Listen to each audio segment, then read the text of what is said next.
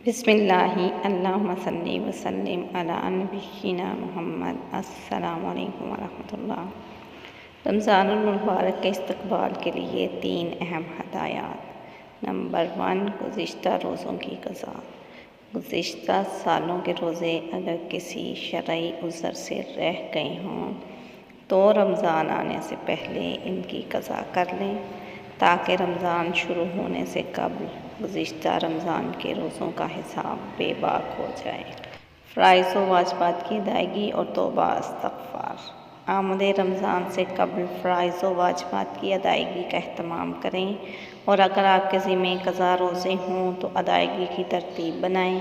سابقہ زندگی کی تمام لغزشوں پر سچی توبہ کریں، دل کو گناہوں اور برے خیالات سے پاک کریں، آنکھ، کان، زبان، ہاتھ، پاؤں اور دل و دماغ اور جسم کے کسی بھی حصے سے صادر ہونے والے گناہوں پر پکی توبہ کریں تاکہ آپ گناہوں سے پاک ہو کر رمضان المبارک کا استقبال کریں۔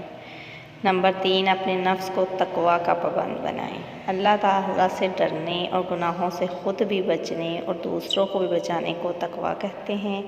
اپنے نفس کو ابھی سے تقویٰ کا پابند بنائیں، کیونکہ رمضان تقویٰ کی عملی تربیت گاہ ہے، اور اللہ تعالیٰ نے رمضان میں روزوں کی فرضیت کا اہم مقصد تقویٰ اور پرہیزگاری کا حصول بتایا ہے۔ نمبر 4، رمضان المبارک کے مسائل سیکھیں اور سکھائیں۔ نماز، روزہ، تراویح، صدقۃ الفطر، زکوٰۃ، اعتکاف اور دیگر احکامات ابھی سے سیکھیں اور سکھائیں۔ نمبر 5، کثرت تلاوت کا معمول۔ رمضان المبارک نزول قرآن کا مہینہ ہے۔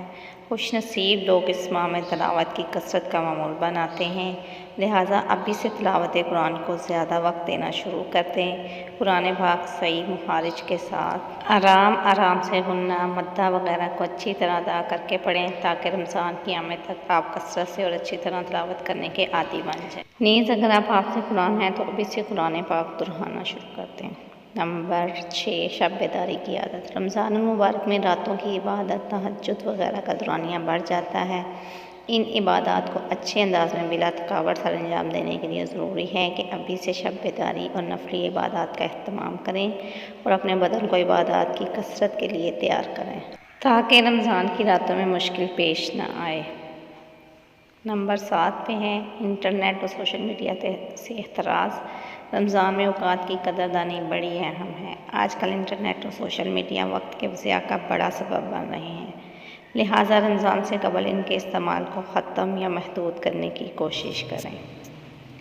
نمبر 8، دعاؤں کا معمول۔ رمضان المبارک دعاؤں کی قبولیت کا مہینہ ہے، لہٰذا ابھی سے اپنے آپ کو لمبی دعاؤں کا عادی بنائیں۔ نیز یہ بھی ضروری ہے کہ رمضان سے قبل نبی اکرم صلی اللہ علیہ وسلم سے منقول دعاؤں کے الفاظ زبانی یاد کیے جائیں۔ مسنون الفاظ پر مشتمل دعاؤں میں تاثیر بھی زیادہ ہوتی ہے اور قبولیت کا امکان بھی زیادہ ہوتا ہے۔ نمبر 9، رمضان کے لیے کاموں کا بوجھ ہلکا رکھیں۔ گھر میں کوئی تعمیراتی یا رنگ و روغن کا کام کروانا ہو، یا مشین وغیرہ کی مرمت ہو، یا گاڑی سواری یا کوئی لمبا اور پیچیدہ کام ہو، اسی طرح دفتروں، کارخانوں کے محنت طلب پروجیکٹ ہوں تو انہیں رمضان المبارک سے پہلے نپٹانے کی کوشش کریں۔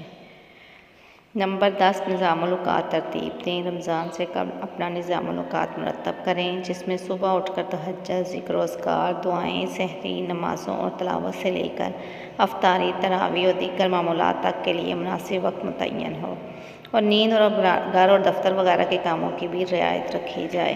السلام علیکم ورحمۃ اللہ۔